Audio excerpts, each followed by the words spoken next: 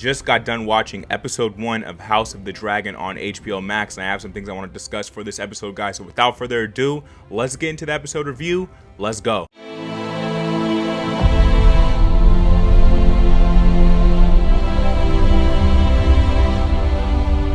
What's going on, you guys? The Demigod back on Demigod ENT, and down bringing you another episode review for House of the Dragon, episode 1, The Heir of the Dragon. Now, inside of this episode, of course, we get introduced back into the world of Game of Thrones. Of course, this is a Game of Thrones spinoff, and so this episode starts with King Jaehaerys, I believe is how you say his name, passing, and so Viserys is next in line to take the throne, and after that, we skip ahead 9 years into the reign of King Viserys Targaryen, 172 years before the birth of Daemon Targaryen, it tells us inside of this episode, which I really like that footnote. It gives us lots of room to play inside of this world, inside of this realm. You know, we're very far off from the tragic events of season 8 of Game of Thrones, and it's a nice restart, refresh, revamp for the series, and we could just continue doing great things here. So they definitely really like that part. But continuing on here, inside of this episode, we get introduced to Rhaenya, the rider of Syrax the Dragon, which another part I like inside of this show. We get to see tons of different dragons. Of course, it's House of the Dragon, right? And so along with Rhaenya, the daughter of Viserys, we get introduced to the brother of King Viserys, Daemon Targaryen, one of my favorite characters from this episode. We'll touch more on him later, but while this is going on, King Viserys is trying to figure out with his council who is going to be the next in line for the throne, because you always have to have that heir, that successor ready to take your place at a moment's notice. And so he's deciding between different figures. His wife, Queen Aemma, is having a child very soon, going through childbirth after 5 miscarriages, it said. So she's had a very painful experience, and this birth is taking a toll on her life, which we'll touch on a little later. But more on Daemon Targaryen. He's been given this position of commander of the watch, so he controls the army for King's Landing, and it's definitely a fitting role for him. He has a sadistic nature to his character, a very dark side underlying, and I really like that, man. He kind of reminds me just in a few different ways of Homelander.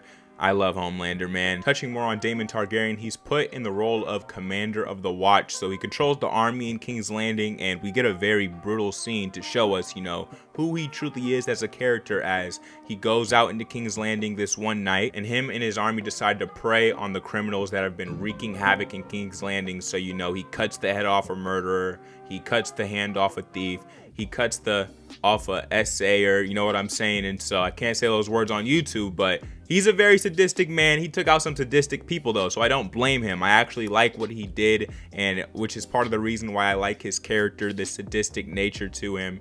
And we also get a new look at the throne, what the throne looks like 172 years back, with all the swords surrounding the throne, and it's a brilliant design for the throne room. I love what they did here. It looks absolutely amazing. And a small detail that they throw inside of here, which I'm not sure if it was inside of Game of Thrones, but when you sit on that throne, you are literally getting cut up by the swords that were used to make the throne. And so King Viserys is dealing with a wound that's not healing due to the stress he's been having in this position that he's in, and we get another scene later in the episode where he cuts his hand on the throne. I really like those small details that they throw in here. Now, Daemon is the rider of Caraxes the Dragon, I believe it is, and he's been giving the council some problems. They don't like the way he's used his positions of power that they put him in. They put him in 3 different positions of power, his newest one being the commander of the watch. So there's some debate about him being the next heir in line.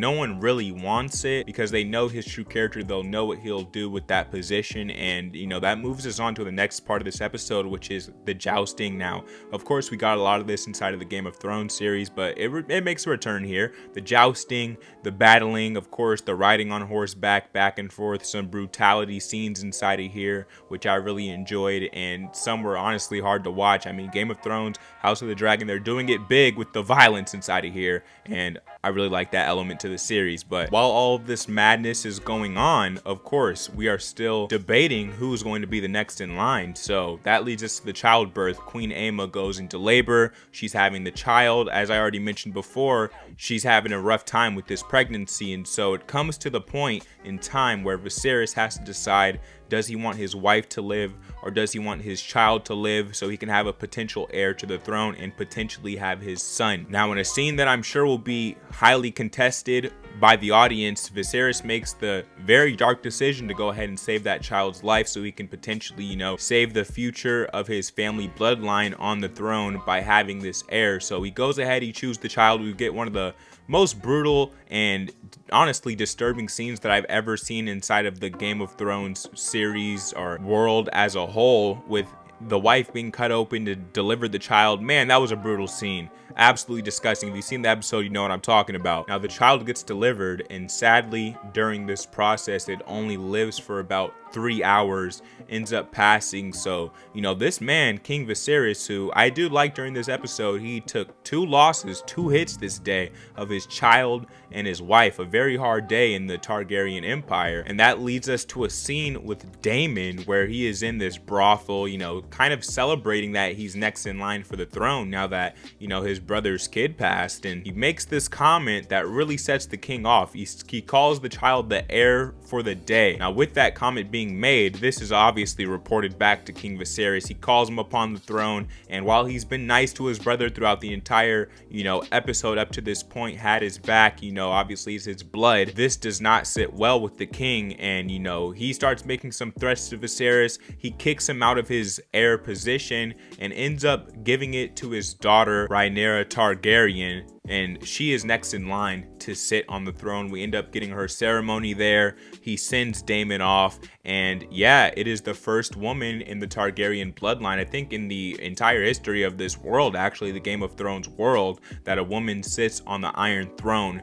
And yeah, man, history is made. As you can see, the episode sums up perfectly the title of this episode, The Heir of the Dragon, and I really liked what they did with this episode, man. It was fantastic from start to finish. The script in here, the dialogue, the debating between the council, the politics, absolutely fantastic stuff. The camera keeps blurring up. I'm not sure why it's doing it so damn often during this review. I hope it's not too bad when I do the editing process. But continuing here, the characters inside of here, I mean, everything. It had every recipe needed to succeed, and this episode definitely succeeded with an entry back into the world of Game of Thrones, with an entry to House of the Dragon. This was an amazing episode. Episode 1 was fantastic so far. The series is off to a very high start, and right before her ceremony of being named heir, of course the princess that is, her father, King Viserys, goes ahead and tells her that there is something beyond the wall. And of course, winter is coming, he pretty much says. And actually, he throws a reference. He says a song of ice and fire. So he makes the mention of it, of the book that is, that started the Game of Thrones, of course, which I really liked that Easter egg there. And yeah, man, a fantastic episode out of HBO. They did a fantastic job with this. I'm so glad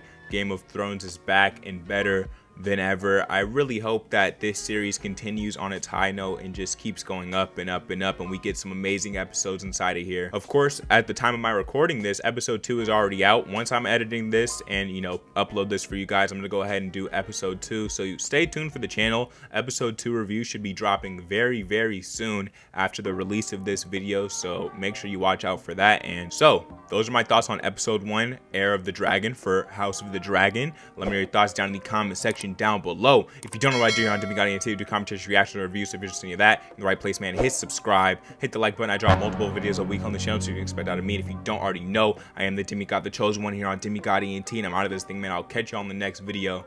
Peace.